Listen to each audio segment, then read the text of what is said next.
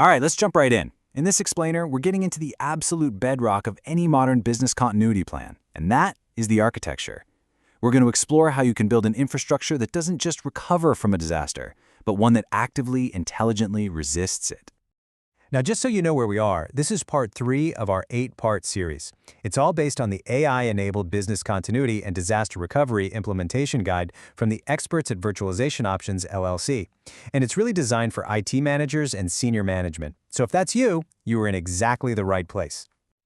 Okay, let's start with a really crucial question. Something to think about for your own setup.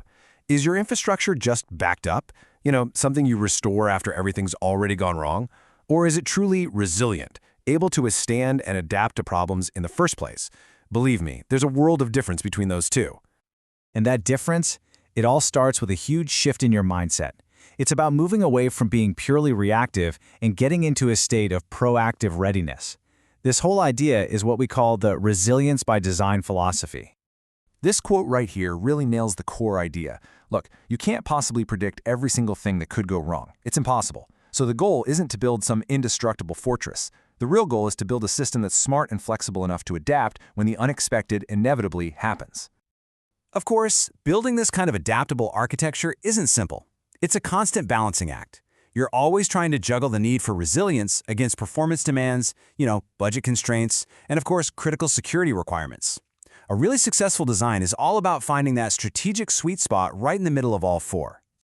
So how do we actually build this thing? Well, let's take a look at the key architectural patterns that really serve as the blueprints for a truly resilient infrastructure. This is a perfect way to think about it. Just like you can't add foundational pillars to a skyscraper after it's already built, resilience can't be an afterthought. It is not a piece of software you just install later. It has to be woven into the very fabric of your infrastructure from day one. Two big patterns make this possible today. First up, infrastructure as code. This basically means you define your servers, your networks, all of it in software. This is huge because it lets you automatically and consistently rebuild entire environments in minutes, not days. And second, hybrid models. By strategically mixing your on-premise data centers with cloud resources, you're not putting all your eggs in one basket. This gives you incredible flexibility and, critically, geographic diversity, which is a cornerstone of any real disaster recovery plan. Okay, let's peel back another layer. Moving on from those high-level patterns, let's look at the core, hands-on strategies you need to actually build these defenses across your network and for your data. Think of your network as the nervous system of your entire operation. Modern tools like software-defined networking give you incredible flexibility. You can programmatically reroute traffic, and multipath routing means there's no single point of failure. And this is where AI becomes an absolute game changer. It can analyze network conditions in real time and automatically shift traffic away from a failing component before it even causes a major outage. Let's be honest, not all data is created equal. That's why data classification is so critical. You have to decide what's absolutely mission critical versus what's less urgent. As you see here, a Tier 1 application might need to be back up in minutes, but Tier 4 data, that could probably wait for weeks. Just doing this simple exercise of classification directly drives your entire protection strategy and your budget. This brings us to a really important term you've got to know, RPO, or Recovery Point Objective. Put simply, it's the answer to one question. How much data are we willing to lose? For a banking system, the RPO might be mere seconds. For an internal website, maybe it's a full day. Defining this for each application is absolutely non-negotiable. So, to meet those really tight seconds-long RPOs for your most critical systems, you need some aggressive protection. Things like continuous replication and log shipping create almost real-time copies of your databases. And this is then supercharged by AI, which can intelligently manage backup schedules and even spot potential data corruption before it ever becomes a disaster. Now, when a disaster does happen, recovery shouldn't be chaos. It should be a clear process. You assess the scope, you execute the recovery, you verify the data, and then you get back to business. AI can dramatically speed up every single one of these steps, using machine learning to pick the best recovery strategy and automating complex workflows, which massively reduces human error.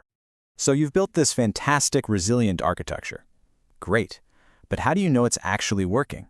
And, more importantly, how do you spot problems before they cause an outage? That's where we make the jump from reactive to proactive monitoring. To be proactive, we first have to agree on what success even looks like. That's what service level objectives, or SLOs, are for. They go way beyond just simple "is it up or down" metrics. They are measurable promises to your users about performance, answering the question, is our service not just on, but is it fast and responsive enough to actually be useful? And this is where AI completely changes the game for monitoring. It's constantly watching all the underlying technical indicators. But here's the magic. It doesn't just alert you after your objective, your SLO, is breached. Using predictive analytics, it can see when you are trending towards a breach and can trigger automated preventative actions to stop that failure from ever happening at all. Okay, we've covered a lot of ground, from the high-level philosophy all the way down to the nitty-gritty of monitoring. So let's bring it all home with the key architectural takeaway. At the end of the day, the ultimate goal has shifted. It's no longer good enough to just recover after a failure. It's about creating a system so intelligent and so automated that it's continuously adapting to changing conditions, preventing failures, and maintaining service levels all on its own. That is the leap from simple recovery to true resilience. And that really leaves us with one final thought, a question to take back to your own organization. Take a really hard look at your systems and ask this.